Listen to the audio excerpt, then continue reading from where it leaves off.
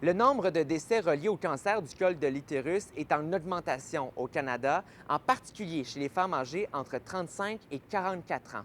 Depuis 2015, l'indice de ce cancer augmente en moyenne de 3,7 par an et selon plusieurs experts, il faut miser davantage sur la prévention et le dépistage. Il y a trop de cancers du col de l'utérus au Canada. On devrait être en marche vers l'élimination, 4 par 100 000 pour les objectifs de l'OMS. Et puis là, on s'aperçoit que pour une population, on voit des taux qui augmentent, qui passent au-dessus de 10 par 100 000, des chiffres qu'on n'a pas vus depuis 30 ans. L'accès au dépistage, c'est la chose la plus importante pour ce qui est relié là, au nombre de cas de cancer du col qu'on a chaque année. Donc, c'est certain que si des patientes n'ont pas accès facilement au dépistage, bien, c'est sûr que ça nous empêche de trouver des lésions précancéreuses, de les traiter avant qu'elles deviennent un cancer.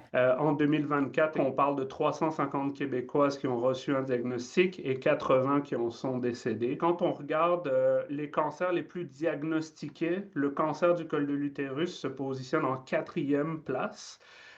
Donc, 7 des diagnostics de cancer qui sont faits au pays sont des cancers du col de l'utérus. Donc, ça en fait un des plus répandus. Donc, on avait les problèmes pré-COVID, une augmentation de 3,7 par année pour 5 ans. Mais avec la COVID, on sait que la priorité aux soins préventifs a pris une débarque importante. Et là, on voit qu'on est très en retard pour beaucoup de monde, principalement parce qu'il y a un manque d'accès. C'est sûr qu'il y a certaines limites à l'accès à un test de dépistage, en particulier chez des patientes qui n'ont pas de médecin de famille, donc qui ne savent pas vers qui se tourner pour avoir accès au dépistage. En mai dernier, le CIUS de l'Estrichus a distribué plus de 1000 trousses d'autodépistage du virus du papillome humain.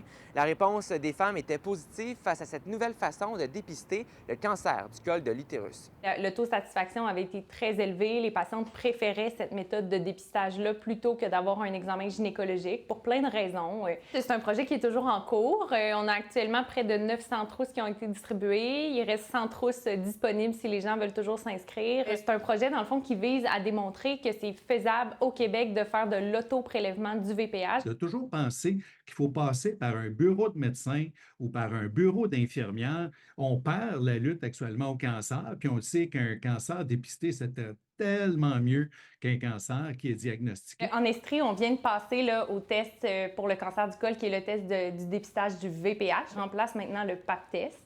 Ce nouveau test-là, il faut l'effectuer de 2 à 3 ans suivant notre dernier PAP test qu'on a effectué.